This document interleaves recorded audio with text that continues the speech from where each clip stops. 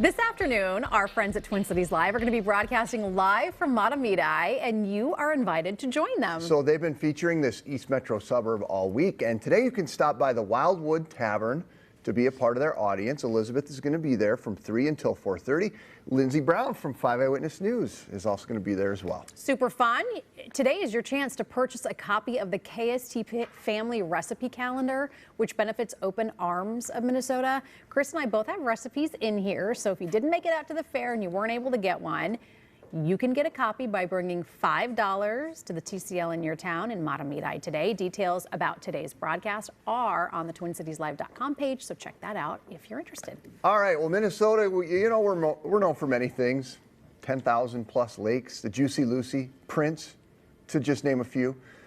We're also known for Minnesota nice. For some, that means legitimate niceness. For others, that means two words: passive aggressive. So it's time to be more assertive in our relationships. Dr. Karin Ryan is a licensed psychologist with Nystrom and Associates, and she's here to help us navigate this. Yes. Passive aggressiveness. Yep. Interesting topic. It is, because we all do it every now and then. Some of us all the time, and some of us every now and then, right? It comes out. It comes out. It comes all right, out. so we all have it. We all can have it, yes. And is that example that we used at the top of the show of like, Barb, that salad is interesting. Yeah. That's a form of passive aggressiveness. Yeah, and I think what it is helpful to know is that there's times where it's like intentionally kind of being aggressive in a passive way, right? A subtle comment or kind of a sarcastic barb.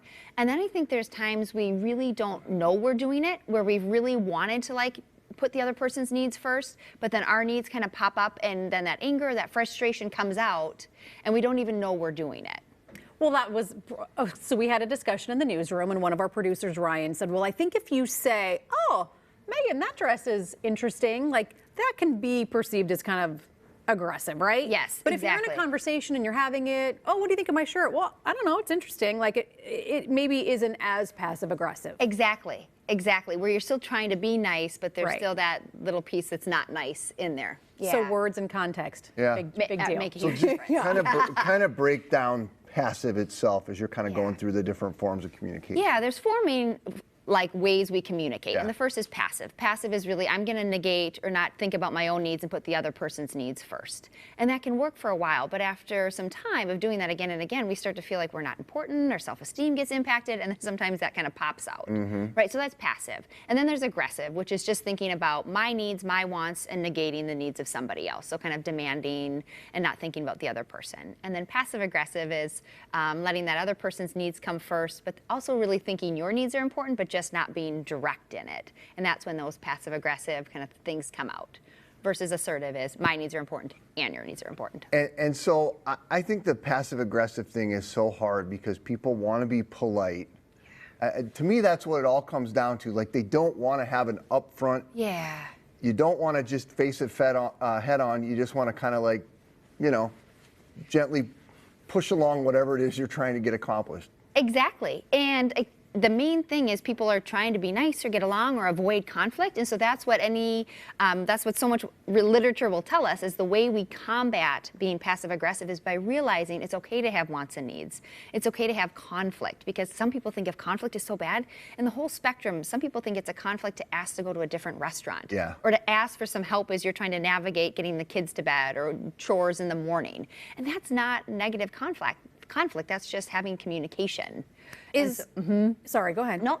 I was going to say, is like passive, are we seeing more people be passive aggressive? And I wonder about this because I feel like people tend to get passive aggressive. I know I do because I'm feeling overwhelmed, right? Life is so busy and you're trying to navigate it all. And sometimes you just want that acknowledgement of, I see what you're doing. I see that you're very busy. Yeah.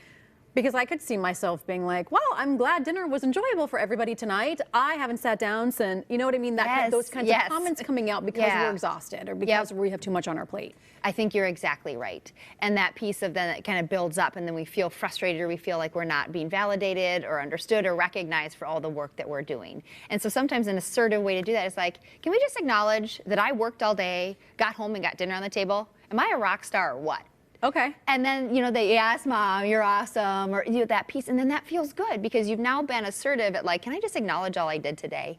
And then they can give it to you and It's a great, then it shifts things. So do you think Interesting. we should just use this assertion everywhere? Yeah. I mean, all the time? Yeah, and I think the really thing is like being assertive is still being very respectful to that Yeah. other person. So as you highlighted, tone and demeanor and kind of the context is so important. And so we can ask for our needs and ask for negotiation and collaboration in a really respectful way. Because what I get with that in the assertive thing, I'm going to reflect back to like one of the more passive aggressive things that happens in my family in particular. Sure. We're going to figure out where we're going to go to eat. Yes. You know. Yes. And nobody really wants to say. And then when somebody does finally decide, then there's, oh, well, I guess there's a couple things on this menu I can get. You know, some Yes. kind of junk like that. Yep. Versus just saying, listen, we're going to go here. It's great, blah, blah, blah, blah, blah. Because then I'm afraid of what the ramifications are when you're not in the room. And they're like, well, Chris is always picking where we're going to eat Right. anyway. You don't want to be too assertive. You don't want to to be that, that assertive, person. to me, yes. because that's the flip side of all this. Yeah.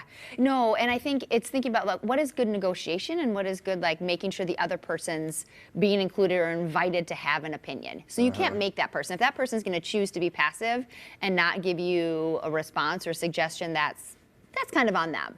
But then your role is to not be aggressive, is do I give that person space to give an option? So talking for restaurants might be like, I'm up for anything except for, I just don't really feel like Mexican. I had Chipotle this morning. Yeah. Can we find something like anything but that?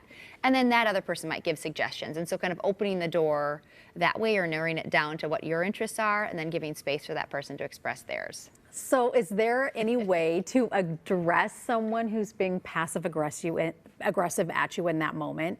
Like politely, like if someone is No, you giving, don't politely, be assertive. You're someone being is- passive aggressive, Marge. yeah, if someone's giving you that and you're feeling, because when someone is like that, you're like kind of put off. Is there a way to be like, Yeah. hey, without being aggressive yourself? I think you can say, I'm getting the sense that like you're frustrated about where we went to dinner. Like next time, what will be helpful in deciding where we go? Or is there anything, it feels like it's stressed right now, you're stressed right now, is there anything we can do to help you? Or it's okay for you to tell me that you don't like this or you want something different. It's almost inviting them to say, it's okay. It's Yeah. okay for you to disagree with me. If you can just do it directly, then we can have a conversation about what will be a helpful, happy medium. Let me ask you this, and I don't know if you can even have an answer for this, but is this something that's unique to Midwesterners, Minnesotans, Upper Plains type folks, or is this something that kind of happens everywhere? Because you think of New Yorkers as just being aggressive, right? Yeah, or much more direct. Yeah. Is it something yeah, there that's is regional? a culture. There is a culture of that in Minnesota and kind of the Midwestern, kind of that being nice. And it's that feeling like we don't want to be too pushy. Yeah. And so it's really that piece of like when we can validate our needs are important and like I'm worthy, it sounds silly, but that's so much behind being able to be assertive is like, oh, I'm worthy of having my needs met. Mm-hmm. And then we can ask for that. And it's being brave too. If we find ourselves being passive aggressive, it's being like, nope, I can be brave and say no or Sure. ask for what I want directly. Well, good stuff, Dr. Yeah, Ryan. good Thank conversation. you. Thanks Fun so much. topic. I'm going to guess we're going to get some emails about this one. Nystrom and Associates provides care in the fields of psychiatry, psychology, family therapy, and more. They work with couples and families and people of all ages. So if you're struggling with stress or anxiety or depression, even addiction, make sure that you reach out to them for help.